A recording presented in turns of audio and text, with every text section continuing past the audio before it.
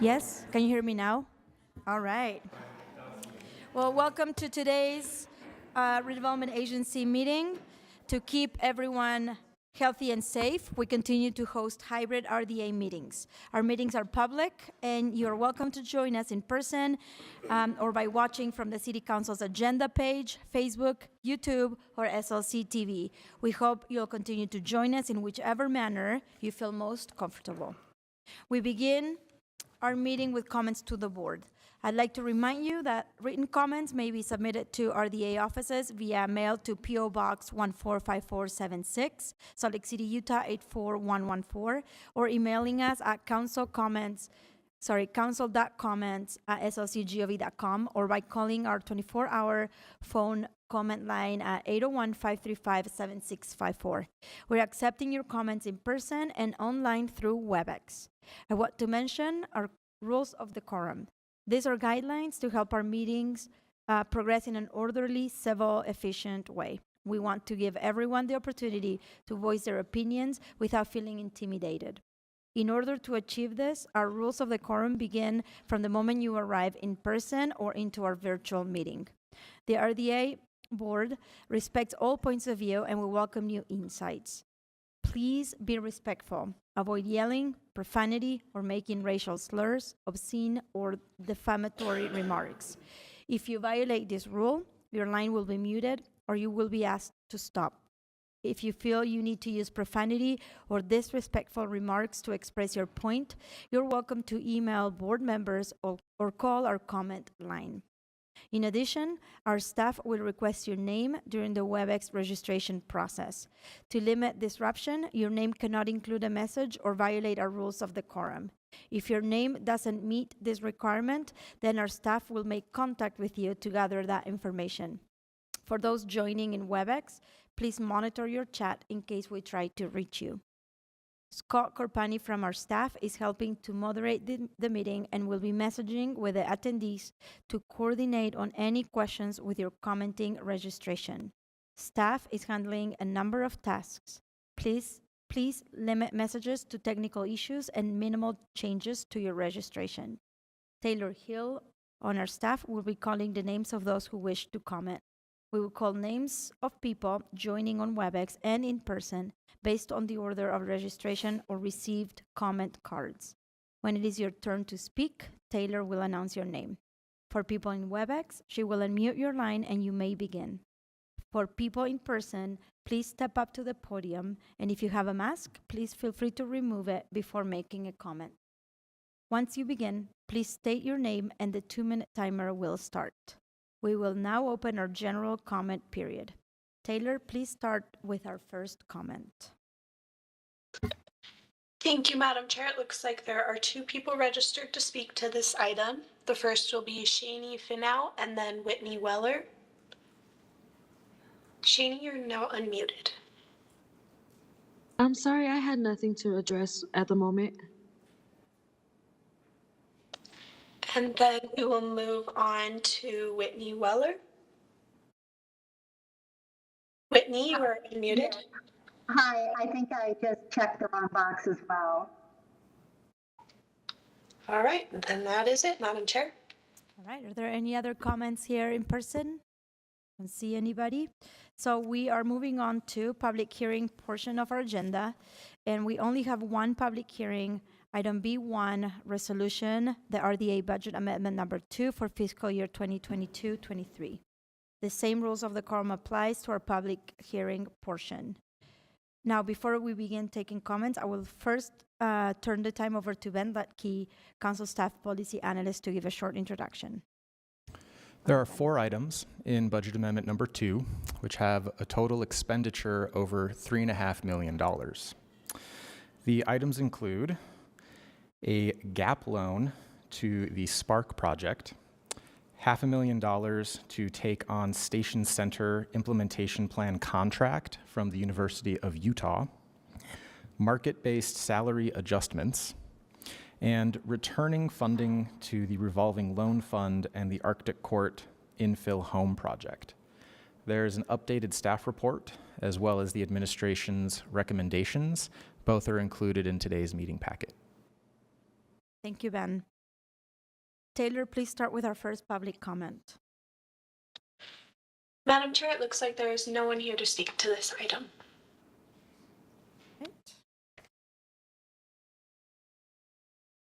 Okay, we need a motion to close the public hearing.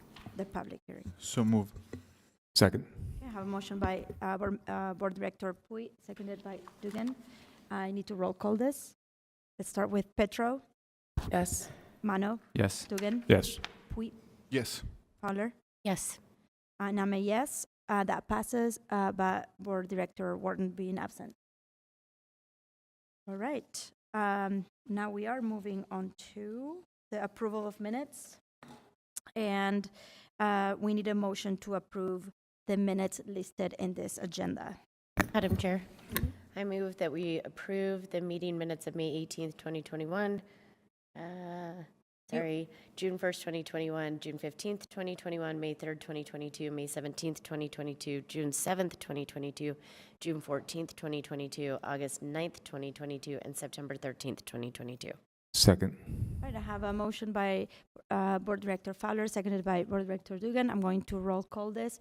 Petro, Yes. Mano, Yes. Dugan, Yes. Pui, Yes. Fowler. Yes. And I'm a yes, and that passes unanimously, except Mr. Wharton being absent. We're going to switch the order of the agenda. We're going to see 3 before 2.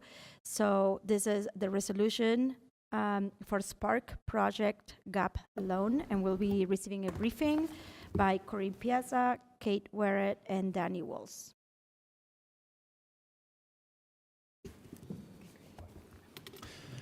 Madam Chair, I'm filling in for Allison since she's out today. All right. I just have a real quick recap.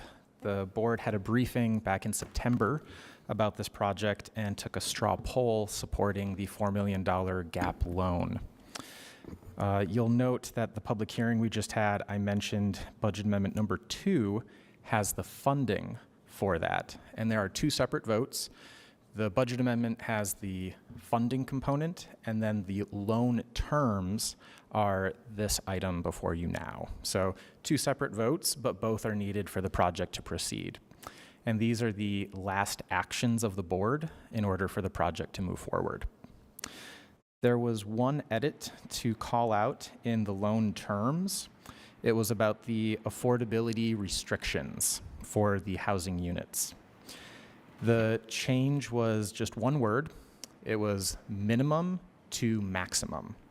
So it now reads that a maximum of 50% of the units will be at 60% AMI or less. So this ensures that it'll be a mixed income development with no more than half being at 60% AMI or below.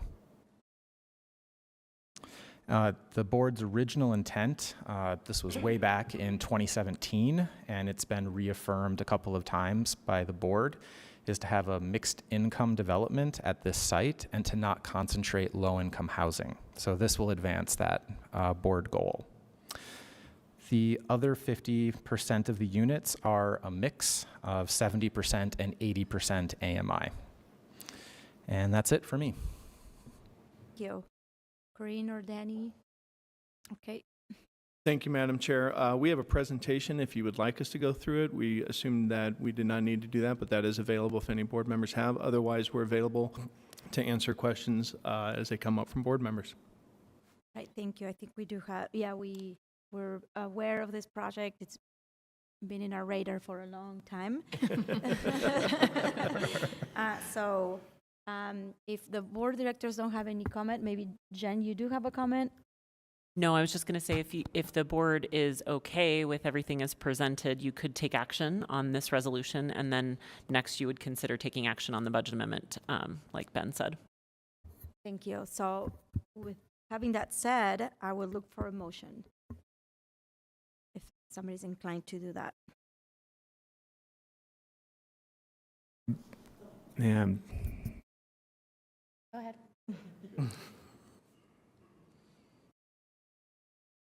Madam Chair, I move that we adopt the amendment to the language for the Spark loan terms.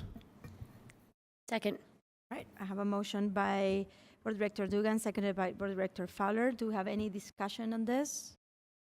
Okay, seeing none, I'm going to roll call. Petro, Yes. Mano, Yes. Dugan, Yes. Pui, Yes. Fowler. Yes. And I'm a yes, so it passes unanimously except Mr. Wharton being absent. I think that's the right way to say Madam it. Chair. Yeah, go ahead. Could we just get some clarity on the motion? Yes. Was it to also adopt the resolution itself, including the amended terms, or do you want to vote separately on the resolution itself? Thought it was the same. Oh. On the amendment? So there are two resolutions that need to be adopted as part of this. So one is the resolution which sets out the loan terms, and the second resolution is the budget amendment. So it would be helpful if you adopted a resolution, this resolution, in addition to the next resolution. Okay. Yeah, it would be helpful to do them separately. Does that make sense? All right, so we need to vote on a resolution. So we're okay with the loan terms, and now we're going to vote on the resolution for this. For Spark. For Spark. Gap loan. Okay. Yes. So I'll look for motion for the resolution. Madam Chair, I move that we adopt the resolution. Second. All right. I have a motion by Board Director Fowler, seconded by Dugan. Do we have any discussion on the resolution? Seeing none, I'm going to roll call. Petro, Yes. Mano, Yes. Dugan, Yes. Pui, Yes. Fowler. Yes. I'm a yes, and Board Director, that passes unanimously. Board Director Wharton is absent. All right, so we're moving on to, for those that are following us online, we're going back to item number 2 in the agenda, and that's another resolution, RDA budget amendment number 2 for fiscal year 2022-23 follow-up. And at the table, we have Ben again, Danny Walls, Erin Cunningham, and Mary Beth Thompson. A couple quick reminders from the October briefing on this item. The board requested that the development scenarios for the Station Center implementation plan include ground leasing some or all of the RDA-owned properties. And the RDA staff has confirmed that ground leases will be added to the scope of work for the consultant contract. The plan will also look at changing or consolidating the names of Station Center and Central Station. The board should have received an email on October 25th with a list of the stakeholders that the consultants previously engaged during the early stages of work under the University of Utah contract. So if you have any additional stakeholders you wanted to suggest, let staff know. We can pass them on to the consultants for inclusion in the next phase of work. A quick reminder that the $4 million gap loan, you just voted on the loan terms and approving that resolution. That is included here, so this would be your last step for the Spark development to proceed. If the board is ready, then you could vote on some or all of the items. It's the 4 I listed earlier during the public hearing. Right. Danny, do you have any The only additional? thing we'd like to say, Madam Chair, is we appreciate working with Ben on those follow-up questions from the board. We appreciate working with Ben on the follow-up questions from the board. We do not have any other changes as part of this amendment at this time, so we're happy to answer any questions. Right. Board directors, do you have any questions? Or are you ready to move on this item? And if you are, please somebody make a motion. Madam Chair. Yep. I move that the RDA, that we adopt the RDA budget amendment number 2 for fiscal year 2022-2023. Second. Right, I have a motion by Director and Vice Chair Pui, seconded by Director Fowler. Any discussion? Seeing none, I'm going to roll call this. Petro, Yes. Mano, Yes. Dugan, Yes. Pui, Yes. Fowler. Yes. I'm a yes, and this passes unanimously, and Director Wharton being absent for the vote. All right, we're moving on to item number 4. It's another resolution. We'll receive a briefing about about quorum for electronic meetings And at the table, we have Allison Parks, our senior city attorney, and Danny Walls, our RDA director. Allison and I have already determined by coin flip that she's going to present this item. You all know if there's an attorney at the table, it's going to be really fun. So this resolution is related to changes to the Open and Public Meetings Act. And if you all remember, the Open and Public Meetings Act is a state law that dictates how public bodies can run meetings. So earlier this year, during the general session, the state changed the law and added additional obligations for how electronic meetings will be run. And so the law requires that public bodies that hold electronic meetings have to adopt a resolution, rule, or ordinance that establishes the conditions under which a remote member is included in calculating the quorum. This rule would apply when any member of the public body is joining electronically, even if there is an anchor location. So the resolution that's proposed today is very simple, and it just states that a member of the public body, so the RDA Board of Directors, attending electronically can be counted towards the quorum if they are connected to the meeting electronically and they make their presence known. And that's it. And state law dictates that we adopt this by December 31st of 2022. I'm happy to answer any questions you guys have, and I guess we're also looking for approval of the resolution. Madam Chair, Go ahead. I move that we approve the resolution. Second. All right. I have a motion by Director Fowler, seconded by Dugan. Do we have any discussion on this? Okay, seeing none, I am going to roll call this. Petro, Yes. Mano, Yes. Dugan, Yes. Yes. Fowler, Yes. and I'm a yes, and that passes unanimously, Director Wharton being absent for the vote. Thank you. Thank you so much, Alice. That was easy. See, that was fun. It wasn't that bad. It wasn't that bad at all. Yeah, it was Like great, everyone great was fun, having Allison. Anyway, we're at item number 5, report announcements from the executive director. And I don't see Mayor Mendenhall here, so we're moving on to item number 6, report and announcements from RDA staff. Thank you, Madam Chair. We have just 2 super quick announcements. Number 1, last month we held in conjunction with Bicycle Collective their groundbreaking for their site on 900 South. We want to thank Director Mano for his comments at the groundbreaking. We timed that right after the rainstorm, but fortunately it did not turn the site into mud, so we were able to be successful with that. So thank you for that.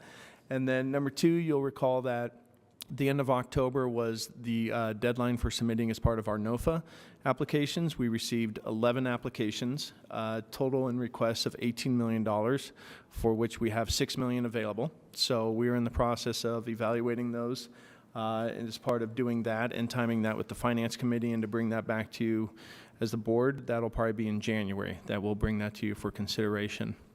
And I think we've had some conversations of how to maybe do that discussion. So we're working on that, but that's of note because you as a board may recall that this is the first no for that. Number 1 was followed our threshold for our sustainability policy. And then number 2, this is where you as a board, the priorities you set last year in the budget were included in this NOFA. So it was great to get that many responses for that amount of money and not have those be deterrents for interest. So we'll see how that all shakes out as we evaluate the applications, though. So those are our announcements. Thank you. All right, that's great to hear. Thank you. We're moving on to, so we have a written briefing, remote agency semi-annual property report. So read it if you haven't yet. And then we don't have anything for the consent agenda. So I believe we do have a closed session. So I would need a motion to enter into closed session. Purchase exchange, for the purpose of purchase, exchange, or lease of real property. Madam Chair. And attorney-client matters. Yeah. Madam Chair, I move that we go into closed session for purposes of purchase or exchange of real property and attorney-client matters. Thank you. Second. All right, have a motion by Director Fowler, seconded by Director Puy. I'm going to roll call this. Petro, Yes. Mano, Yes. Dugan, Yes. Poit, Yes. Fowler, Yes. and I'm a yes. Wharton is absent, and we're going to enter into closed session. So And you we'll, know who we'll need you a few are. minutes. Yeah, we'll need a few minutes to change the recording. But if you're joining on WebEx and you're not a member of the RDA staff, we'd invite you to exit the meeting. The RDA work session will be concluded at the end of the closed session, and we'll convene as the council work session next at a different link. Well, thank you. This is our staff. This is not a flash mob, so you may not Expect a recognize. dance?